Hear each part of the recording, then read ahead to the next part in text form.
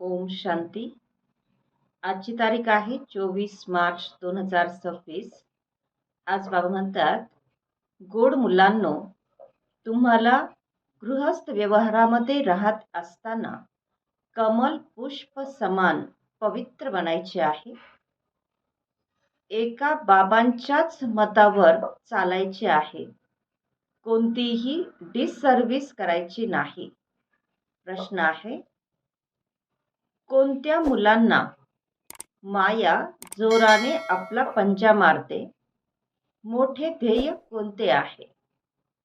उत्तर, जी मुले देह अभिमानामध्ये राहतात त्यांना माया जोराने पंजा मारते. मग नावरूपामध्ये फसतात. देह अभिमान आला आणि थप्पड बसले. यामुळे पथभ्रष्ट होते. देह अभिमान तोडणे हे मोठे ध्येय आहे. बाबा म्हणतात, मुलांनो, देही अभिमानी बना. जसे बाबा ओबिडियंट सर्वंट आहेत, आज्ञाधारक सेवक आहेत, किती निरंकारी आहेत, असे निरंकारी बना. कसलाही अहंकार नसावा. गीत आहे, न वह हमसे जुदा होंगे न उल्फत दिल से निकलेगी. ओम शांती. मुलांनी गीत ऐकले. मुले म्हणतात, आम्ही जेव्हा मूलवतनमध्ये होतो तेव्हा बाबा आमचे होते आणि आम्ही बाबांचे होतो. तुम्हा मुलांना ज्ञान तर चांगल्या रीतीने मिळाले आहे. तुम्ही जाणता की आपण 84चे चक्र फिरलो आहोत. आता पुन्हा आम्ही त्यांचे बनलो आहोत. ते आले आहेत राजयोग शिकवून स्वर्गाचे मालक बनविण्याकरता. कल्पापूर्वीप्रमाणे पुन्हा आले आहेत. आता बाबा म्हणतात की माझ्या मुलांनो, तर मुले बनून इथे मधुबनमध्येच बसून राहायचे नाही. तुम्ही आपल्या गृहस्थ व्यवहारामध्ये राहत असताना देखील कमल पुष्प समान पवित्र रहा. कमळाचे फूल पाण्यामध्ये असते, परंतु पाण्याच्या वर राहते, त्याला पाणी लागत नाही. बाबा म्हणतात, तुम्हाला राहायचे तर घरीच आहे, फक्त पवित्र बनायचे आहे. हा तुमचा अनेक जन्मांमधील अंतिम जन्म आहे. 84चे चक्र पूर्ण करून मग जेव्हा जडजडीभूत अवस्थेला प्राप्त करतात तेव्हा मला यावे लागते. कल्पाच्या मधल्या काळात कोणीही येऊन पतितापासून पावन बनवू शकत नाही. कोणीही न बाबांना जाणतात, न बाबांनी रचलेल्या रचनेला जाणतात. ड्रामा अनुसार सर्वांना कलियुगामध्ये पतित तमोप्रधान बनायचेच आहे. बाबा येऊन सर्वांना पावन बनवून शांतीधाममध्ये घेऊन जातात आणि तुम्ही बाबांकडून सुखधामचा वारसा प्राप्त करतात. सतयुगामध्ये कोणतेही दुःख नसते. आता तुम्ही जिवंतपणी बाबांचे बनले आहात. बाबा म्हणतात, तुम्हाला गृहस्थ व्यवहारामध्ये राहायचे आहे. बाबा कधी कोणाला असे म्हणू शकत नाहीत की तुम्ही घरदार सोडा. नाही. गृहस्थ व्यवहारामध्ये राहत असताना फक्त अंतिम जन्म पवित्र बनायचे आहे. बाबांनी कधी म्हटले का की तुम्ही घरदार सोडा? नाही. तुम्हीच ईश्वरीय सेवेसाठी स्वतःहूनच घर सोडले आहे. कित्येक मुले अशी आहेत की जी घर गृहस्थमध्ये राहत असताना देखील ईश्वरीय सेवा करतात. घर सोडायला लावले जात नाही. बाबा कोणालाही घर सोडायला लावत नाही. तुम्ही तर स्वेच्छेने सेवेसाठी निघून आला आहात. बाबांनी कोणाला सोडायला लावलेले नाही. तुमचे लौकिक वडील तुमच्या लग्नासाठी विचार करतात तेव्हा तुम्ही नाही म्हणतात, कारण तुम्ही जाणता की आता मृत्यू लोकाचा अंत आहे. लग्न केल्याने तर बर्बादीच होईल. आणि मग आपण पावन कसे बनणार? तर का नाही आपण भारताला स्वर्ग बनविण्याच्या सेवेला लागावे? मुलांना वाटते की रामराज्य असावे. बोलावतात ना, हे पतित पावन सीताराम, हे राम येऊन भारताला स्वर्ग बनवा म्हणतात देखील, परंतु समजत काहीच नाही. बाबा म्हणतात, संन्यासी लोक म्हणतात की या वेळचे सुख काग विष्टे समान आहे, जे अल्प काळाचे आहे. आणि खरोखर आहे देखील असेच. इथे तर सुख काहीच नाही. आता बेहदचे बाबा जे ऐकवत आहेत त्यांच्या मतावर चालायचे आहे. आपल्या मनमतावर चालल्याने बर्बादी करतात. आश्चर्यवत सुनंती, कथंती, भागंती किंवा ट्रेटर बनंती. कितीतरी जण बाहेर जाऊन डिसर्व्हिस करतात. त्यांचे मग काय होईल? हिऱ्या समान जीवन बनविण्याऐवजी कवडी समान बनतात. अखेरीला तुम्हाला आपला सर्व साक्षात्कार होईल की अशा वर्तनामुळे आपल्याला हे पद मिळाले आहे.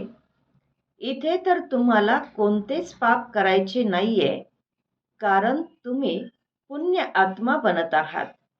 पाप केल्याने मग 100 पटीने दंड मिळेल. भले स्वर्गात तर येतील, परंतु अगदीच कमी दर्जाचे पद मिळेल. तुम्ही इथे राजयोग शिकण्याकरता आलात आणि तरीही प्रजा बनता. म्हणतात असे बरेच जण गरीब आहेत की 8 आणे किंवा रुपया पाठवतात, आणि जे भले इथे 1000 रुपये देतील, तरीही गरिबाचे पद उच्च होते, कारण ते कोणतेच पापकर्म करत नाहीत. पाप केल्याने ते 100 पट बनेल. बाबा म्हणतात, नेहमी क्षीरखंड होऊन राहा. जर लून पाणी होऊन राहत असाल, म्हणजे आपसामध्ये नाराज होऊन राहत असाल, तर खूप डिसर्व्हिस करता. कोणाच्या नावारूपामध्ये अडकून पडतात, तर हे देखील खूप मोठे पाप होते. माया जशी एक उंदीर आहे, तो फुंकर देखील मारतो आणि चावत देखील राहतो. रक्त देखील निघते, परंतु कळत सुद्धा नाही. तर माया देखील रक्त काढते, असे कर्म करायला लावते की जे कळत सुद्धा नाही. 5 विकार एकदम तुमचे तोंडच फिरवतात. बाबा सावधानी तर देतील ना? तुम्ही जाणतात. बाबा म्हणतात की असे होऊ नये की ट्रिब्युनलच्या समोर मग म्हणतील की आम्हाला थोडेच माहीत होते, आम्हाला थोडे सावध केले होते. तर तुम्ही जाणता की ईश्वर शिकवत आहेत, स्वतः किती निरंकारी आहेत. म्हणतात की मी ओबिडियंट सर्वंट, आज्ञाकारी सेवक आहे. काही काही मुलांमध्ये किती अहंकार असतो. बाबांचे बनून मग अशी काही कर्म करतात, काही विचारू नका. यापेक्षा तर जे बाहेर गृहस्थ व्यवहारामध्ये राहतात ते खूप उच्च पदावर निघून जातात. देह अभिमान येताच माया जोराने पंजा मारते. बाबा मम्मा सर्वांना सुख देतात ना. बाबा म्हणतात की सर्वजण किती आनंदित होतात. बाबा बॉम्बेमध्ये किती ज्ञानाचा डान्स करत होते. पुष्कळ चात्रक होते ना. बाबा म्हणतात की पुष्कळ चात्रकांसमोर ज्ञानाचा डान्स करतो तेव्हा चांगले चांगले पॉइंट्स निघतात. चात्रक आकर्षित करतात. तुम्हाला देखील असे बनायचे आहे, तेव्हाच तर फॉलो कराल. श्रीमतावर चालायचे आहे. बाबा म्हणतात, माता पित्याला फॉलो करायचे असेल तर सच्चाईने सेवा करा. माया तर कुठून ना कुठून घुसून येणारच. सेंटरच्या हेड्सना म्हणजे जे सेंटरचे मुख्य आहेत त्यांनी तर एकदम निरंकारी होऊन राहायचे आहे.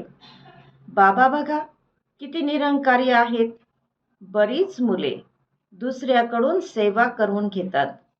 बाबा किती निरंकारी आहेत. कधीही कोणावर रागावत नाही. मुले जर नाफरमानबरदार म्हणजे अवज्ञा करणारी असतील तर बाबा त्यांना समजावून सांगू शकतात ना. तुम्ही काय करता हे तर बेहदचे बाबाच जाणतात. सर्वच मुले एकसारखी सपूत नसतात, कपूत देखील असतात. देही अभिमानी बनून बाबांची आठवण करत राहा. श्रीमतावर चालत राहा. माया खूप प्रबळ आहे. बाबा सर्व काही समजावून सांगतात. अच्छा, गोड गोड खूप खूप वर्षांनंतर भेटलेल्या मुलांप्रती मातपिता बापदादांची प्रेमपूर्वक आठवण आणि सुप्रभात. आत्मिक पित्याचा आत्मिक मुलांना नमस्ते. आणि अम्मा आत्मिक मुलांचा आत्मिक मातपिता बापदादांना प्रेमपूर्वक आठवण, सुप्रभात आणि नमस्ते. धारणेसाठी मुख्य सारांश आहे. पहिला पॉइंट, बाबांसारखे निरंकारी बनायचे आहे. कोणाकडून सेवा करून घ्यायची नाही. कोणालाही दुःख द्यायचे नाही. असे कोणते पापकर्म होऊ नये की ज्याची सजा खावी लागेल. आपसामध्ये शिरखंड होऊन राहायचे आहे. दुसरा पॉइंट आहे, एका बाबांच्याच श्रीमतावर चालायचे आहे, आपल्या मतावर नाही. वरदान आहे, सेकंदामध्ये देहरूपी वस्त्रापासून न्यारे बनून कर्मभोगावर विजय प्राप्त करणारे सर्व शक्ती संपन्न भव. जेव्हा कर्मभोगाचा जोर असतो, कर्मेंद्रिया कर्मभोगाच्या अधीन होऊन आपल्याकडे आकर्षित करतात. अर्थात जेव्हा खूप वेदना होत असतात अशा वेळी कर्मभोगाला कर्मयोगामध्ये परिवर्तन करणारे साक्षी होऊन कर्मेंद्रियांच्या द्वारे भोगणारे सर्व शक्ती संपन्न अष्टरत्न विजयी म्हटले जातात. याकरिता प्रदीर्घ काळाचा देहरूपी वस्त्रापासून न्यारे बनण्याचा अभ्यास असावा. हे वस्त्र दुनियेच्या किंवा मायेच्या आकर्षणामध्ये टाईट अर्थात ताणलेले नसावे, तेव्हाच ते सहज उतरू शकेल. आजचा सुविचार आहे, सर्वांचा मान प्राप्त करण्याकरिता निर्माण चित्त बना. निर्माणता ही महानतेची निशाणी आहे. मातेश्वरीजींचे अनमोल महावाक्य आहेत, ईश्वर सर्वव्यापी नाहीत, त्याचे प्रमाण काय आहे. मम्मा म्हणतात, शिरोमणी गीतेमध्ये जे भगवान वाच आहे की मुलांनो, जिथे विजय आहे तिथे मी आहे. हे देखील परमात्म्याचे महावाक्य आहे. पर्वतांमध्ये जो हिमालय पर्वत आहे त्यामध्ये मी आहे आणि सापांमध्ये काली नाग मी आहे. म्हणून पर्वतांमध्ये उंच पर्वत कैलास पर्वत दाखवतात आणि सापांमध्ये मोठा काली नाग दाखवतात. तर यावरून हे सिद्ध होते की परमात्मा जर सर्व सापांमध्ये केवळ काळ्या नागामध्येच आहे तर सर्वच सापांमध्ये त्याचा वास झाला नाही ना. जर परमात्मा उच्चात उच्च पर्वतामध्ये आहेत तर जणू लहान पर्वतांमध्ये नाहीत. आणि मग म्हणतात की जिथे जित तिथे माझा जन्म, अर्थात पराजयामध्ये मी नाहीये. आता या सर्व गोष्टी सिद्ध करतात की परमात्मा सर्वव्यापी नाहीये. जेव्हा की यावेळी कलियुगामध्ये सर्वत्र मायाच व्यापलेली आहे तर परमात्मा व्यापक कसे असतील. गीतेमध्ये देखील म्हणतात की मी काही मायेमध्ये व्यापक नाहीये. यावरून हे सिद्ध होते की परमात्मा सर्वत्र नाही. निराकारी दुनिया. मम्मा दुसरा पॉइंट सांगतात, निराकारी दुनिया आत्मा आणि परमात्म्याचे राहण्याचे ठिकाण.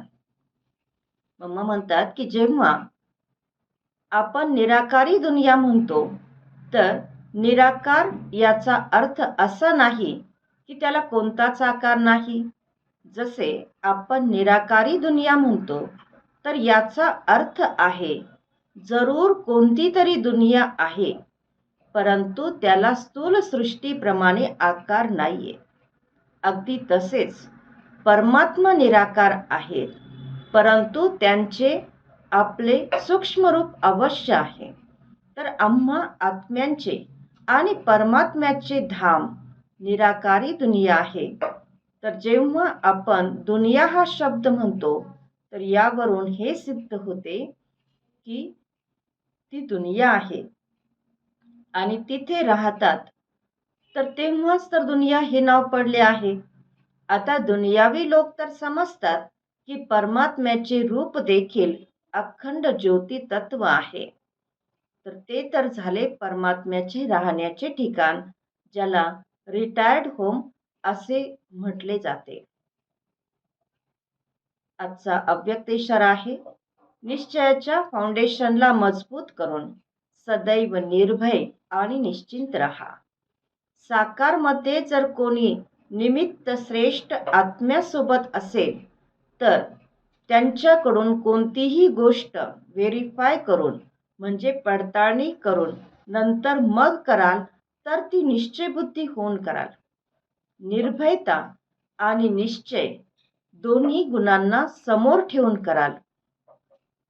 तर जिथे नेहमी निश्चय आणि निर्भयता आहे तिथे सदैव श्रेष्ठ संकल्पांचा विजय आहे. जे काही संकल्प करता जर नेहमी निराकारची आणि साकारची सोबत असेल अथवा सन्मुख आहेत तर व्हेरीफाय केल्यानंतर निश्चयाने आणि निर्भयतेने करा. यामुळे वेळ सुद्धा वाया जाणार नाही. ओम शांती.